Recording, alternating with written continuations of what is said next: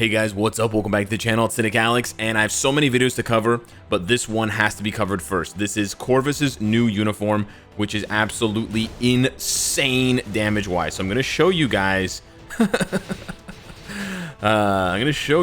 what this uniform is like now comparative to what it was just a few short days ago. Now, you're probably wondering what's going on because I'm flying through this damage-wise. I'm giving you the comparison based on what I just missed my proc, but it doesn't matter. The comparison based on how fast he can do stage 50 compared to his old uniform. So that was 24 seconds. You sort of get where this video is going. This is going to be a big hype test for Corvus, okay? That's how fast it took him to get down to that many bars. So if you're looking for a 0 to villain hero, you know, if you're looking for an insane rework, Corvus has got you covered. He does change to a speed type, but that does not matter because he absolutely slaps. Yeah, he goes complete sicko mode. So now, remember, took him 2 minutes and 20 seconds to not even finish the fight with the old uniform. There's no question, right? There's no question that this uniform is a humongous rework for him. So I don't think I need to do any more comparisons between the old uniform and the new uniform, pre or post Transcendence. It does not matter. However, I want to illustrate just how insane this uniform is. It is, in my opinion, Beta Ray Bill-esque. Yeah, and I don't throw that around lightly, or I haven't been lately, but these new Transcended characters are absolute bangers a la Beta Ray Bill. So again, he's not Transcended. He is gear 25, and he does have Uru, but that's, you know, he's not awakened. He doesn't have his 6th skill. I haven't gone here and done this. That's the cost of it anyways, in case you're wondering. And he's got a CTP of Destruction, which is essentially a guard break crit damage proc obelisk. This is basically a crit damage obelisk. He doesn't need the guard break immunity for PvE, and he doesn't need the penetration. So it's just a 180 proc with 27% crit damage. And this uniform was mythic, just like the old uniform. But this uniform is far and away better. So now we're going to jump into stage 99. Okay? Are you ready for a tier 2 villain with an obelisk to absolutely annihilate stage 99? I don't know if you are ready for this. So we're going to start with 5 cancel 4. This is the main proc dealer. Then we're going to go into 3. 3 is going to give you 10 seconds of all defense down, so you don't have to worry about squeezing it in at the beginning of the rotation because it lasts for so long. And then you're just going to do 5. As soon as he slams down, you're going to cancel that into 4. The damage is absolutely outrageous. And again, this is a tier 2 character with an equivalent of an obelisk, a 180 proc obelisk worth of damage buffs. As soon as he does that roar, you cancel it into 4. It does take some time for sure. It does take a little bit of practice. But yeah, you let the 3 play out. Super easy rotation. Like, this is, you know, top 5 easiest rotations. I figured it took me 1 or 2 runs to figure this out, but okay, there we kind of messed it up because we couldn't do 3 until later. If you mess up the rotation like I have, the best way to fix it is just to reset the rotation by just doing 5 cancel 4. You're still going to do a lot of damage, and you don't even have to worry about all defense down for other game modes like ABX, Null, Mephisto, etc. So here we're just going to apply the all defense down. It's 10 seconds, so it doesn't matter if we... you know, it doesn't matter if we go in. We died there, but it doesn't matter because we're going to revive. We're going to revive Peekaboo. We're going to roar again. We're going to proc again. We did not proc. Super weird. Okay, we applied the all defense down. There's the proc. Crazy damage. And you can use the 3 to even escape. So good, right? Such a consistent proc. Boom, there it is. Okay.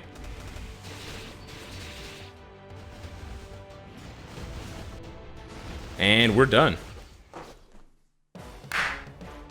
Boom. Boom. We missed a couple of procs, and we died. We just lagged out the game. That's how savage this new Corvus is. This is crazy good. To put this into context, he's clearing this faster then Daredevil was able to clear it at tier 3.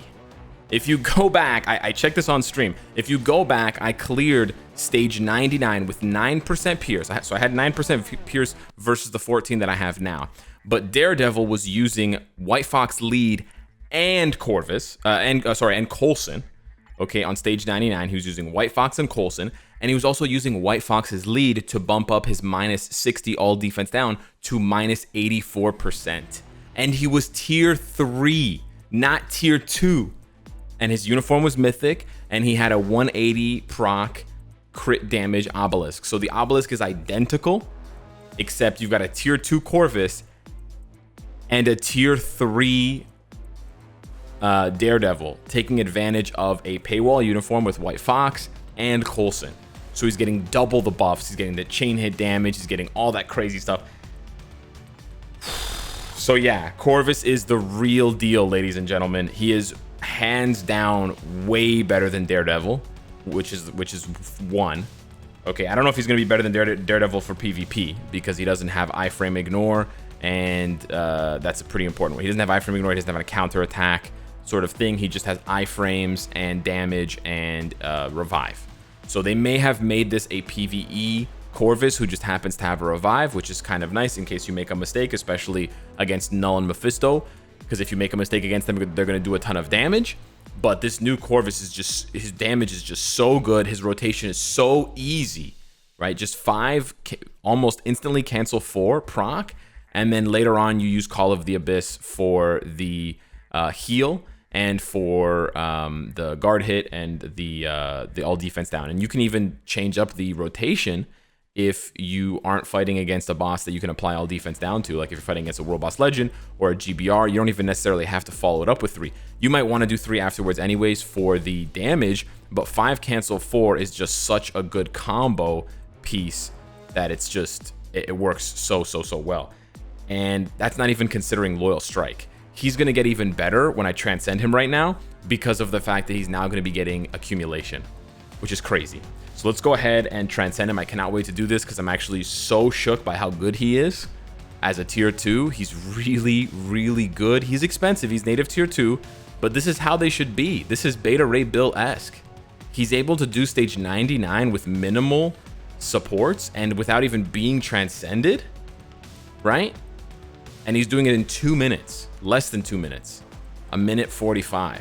He almost did it in 100 seconds. That's bananas, dude. That's absolutely bananas. Now, the one thing I want to say before I do this, not that it matters that much, but just keep in mind, only one member of the Black Order has elemental damage right now. Ebony doesn't have elemental damage, and I don't think he's going to get it with his new uniform, because if you go over here and you look, the skills... Oh, actually, they are mind damage. Oh, so there's 2 members. So I was going to say, Judgment is not as important for this update, but yeah, you have Supergiant and you have Ebony. Besides Supergiant and Ebony, Cull, Proxima, and Corvus are all going to just deal regular energy and physical damage. So for them, it's really important to identify if they're proc friendly or not, because that's really going to be the difference maker between an energy and a rage. And I definitely think he can work with an energy. I definitely do. So, but anyways, okay, Ebony and Supergiant are the 2 outliers there. I made a mistake there. I thought it was just Supergiant. Anyways, I'm gonna go ahead and awaken him. Boom, boom, boom, boom, boom. Yeah. So excited to awaken this dude. He is so good. We already have his gears at 25. We're done. We did that in advance. So we can just go ahead and transcend his potential. Wait, we can't do that. We actually have to go level up his skill now. So you can see here it costs another 525. So it costs 1,050 instead of 700. It's 1,050 awakening crystals, which hurts, but it does give him accumulation, which is huge. There we go. And then we can go ahead and transcend him. It's another 150. So in total, it's 1,200 awakening crystals instead of 800. That's a big deal for me. As you can see, I don't have that many awakening crystals. So yeah. And then the Mandalays are different. He gains a total of about 9,000 physical attack and about 9,000 HP. That's not bad. Again, I feel like he's more of a PvE character now, so that's why I'm not too focused on the defensive stats. 9,000 physical attack is actually not that much, to be honest with you, but Unbreakable Spear. But we're going to see what he can do now. We're going to take him back into that fight there with Proxima. We're going to test out canceling and not canceling Loyal Strike, We're going to do 5 cancel. We could do 5 cancel 4 because 4 gives him the damage proc. So we could do 5 cancel 4 cancel 6 and see what that does. Does he have all defense down on this? He has minus 65. Ooh, arigato. Okay, so let's go ahead. Let's jump right back in. We're going to, of course, test him out against Mephisto as well because he's speed type, which is dope. But let's see what he can do here. The minus 65 means you could even use a debuff lead because you're creeping up near minus 70. Minus 70 when you get multiplied by 1.4, you're getting into the 98 percentile or the 98% range, the 90 plus range, which is really, really big. Okay, so we're going to do 5, 4, 6. A really long wait there. Okay. Let's see what we can do. Okay, not what I was hoping for there. Not sure what happened. Okay, this is the exact same time that it was for the previous one. There we go. Hit the proc. Nice. Let's pop this early and see what happens. Okay, I think we got, yeah, we got it on the proc. Okay, nice, nice, nice. It's an interesting, it's sort of like a different type of awakening skill. So that's definitely something to get used to.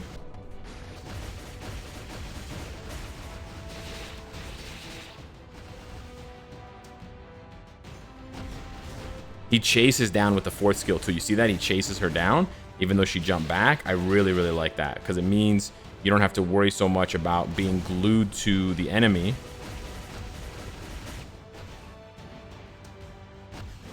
There's a really long gap here. Boom. Nice. So he bumps up his time. We could probably get that even done even faster, but he bumps up his time by a minimum of 30 seconds, which is pretty big on stage 99. Now let me just see here.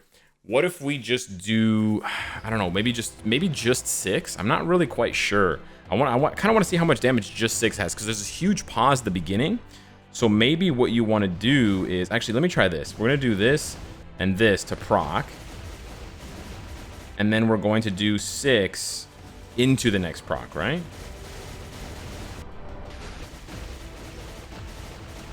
Okay, yeah, see, now we're getting somewhere. Now we're getting somewhere. But the all defense down doesn't last very long on the awakening skill, right? Oh, I think she canceled my 4th skill.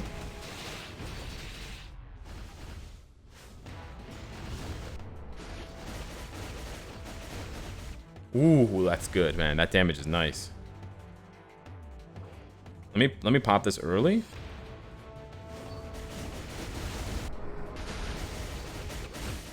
Yeah, I'm not sure that was the right thing to do there.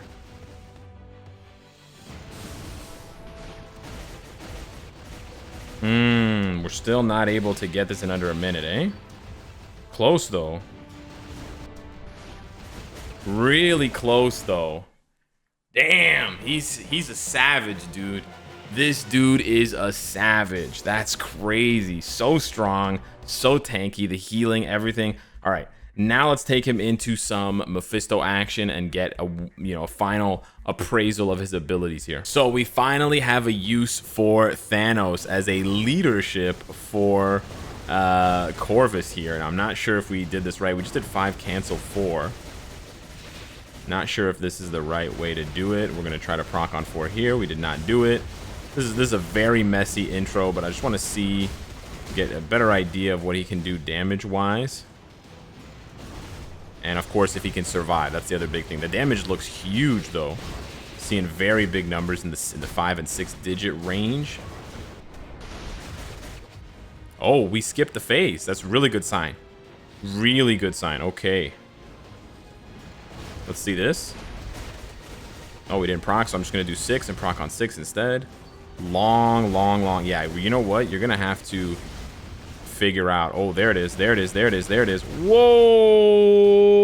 There it is. Yeah, going to have to figure that awakening skill out because at the moment it's very, very perplexing. But wow, that damage. Oh, his two's got some hit. Ooh, his two's got some juice as well. Wow. What? That almost straight up skipped the whole thing. Wow, I'm speechless. Daredevil was no... I'm not trying to rag on Daredevil too much here, but he was nowhere near this good with an obelisk. He was nowhere... And I know 9% Pierce is not as much as 14% Pierce, but it's not that much different either, guys. It's not that much different either now. And the thing is, even if you make a mistake, look at this. Even if I die, right? We all know Corvus bringing you back to life, bringing himself back to life. Get that heal on 3. Yeah, I haven't been doing 3 much. I forgot that the heal on 3 is really strong.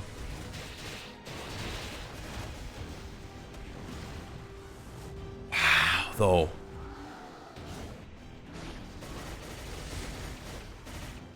Let's see if he can interrupt this ability.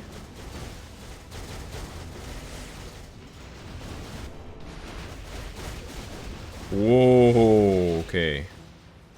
Nice. Oh, he guard broke me.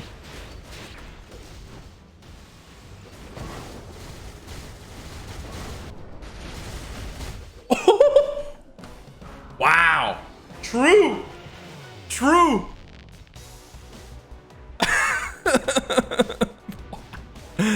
Wow, I like him a lot, man. I like him a lot. I gotta say, from the point of view of me playing him, Corvus is really fun. He zips around. His animations are really beautiful. And you get to see a lot of characters, different characters jump in during his awakening skill, right? You get to see Cull Obsidian. You get to see Ebony. You get to see Supergiant. And you get to see Thanos. Really, really cool. And really strong, I think. I gotta really, orient myself as far as how fast he's doing this. I want to compare him to Vision that we've done recently since we moved to 14% Pierce. But I get the feeling from the amount of damage he does, the amount of burst that he does, and he's doing all of this with, again, just a regular. It's essentially a regular proc obelisk. Like, there's very little difference between a CTP of Destruction and a 180 proc, like 180 crit damage proc obelisk. Because the penetration does nothing, right? I think he has more penetration on one of his skills anyway, so it's irrelevant. It's completely irrelevant how much penetration. Actually, he doesn't have any penetration. Yeah, I really don't think he's PvP. I really don't think he's made for PvP. He has no penetration anywhere on his kit at all. I don't think he'd be good for PvP at all, guys. Yeah. The increased damage to heroes is nice. Maybe he'll work in some sets in Alliance Conquest, but I don't see him doing anything in Timeline Battle. Even though he has that increased damage to heroes, which is really nice, he has no iframe ignore, he has no reflect, and he has no penetration. So he would actually need a destruction for PvP, which is kind of wild, or something like a destruction. So, anyways, hit me up in the. I mean, I'm not saying he's bad by saying he's not good for PvP. It's just like he feels like the opposite of Daredevil, where Daredevil looked like he was good for PvE and ended up being really good for PvP. We sort of assumed Corvus would be good for PvP because of the revive, but he is just insanely good for PvE content. He's so good for world boss content and that sort of thing.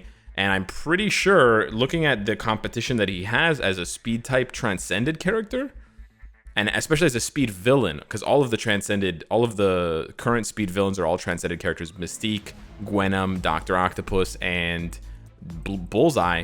He blows all of them out of the water. There's no way Bullseye's going that fast on stage 9, even with a rage. So I'm actually going to compare him to Gwenom because she has a crit damage 200 proc. That should be a very good comparison. And then we'll see where he stacks up. Anyways, hit me up in the comments down below. Let me know what you think of that insane performance. Thank you so much for watching, and I will see you in the next one. Take care.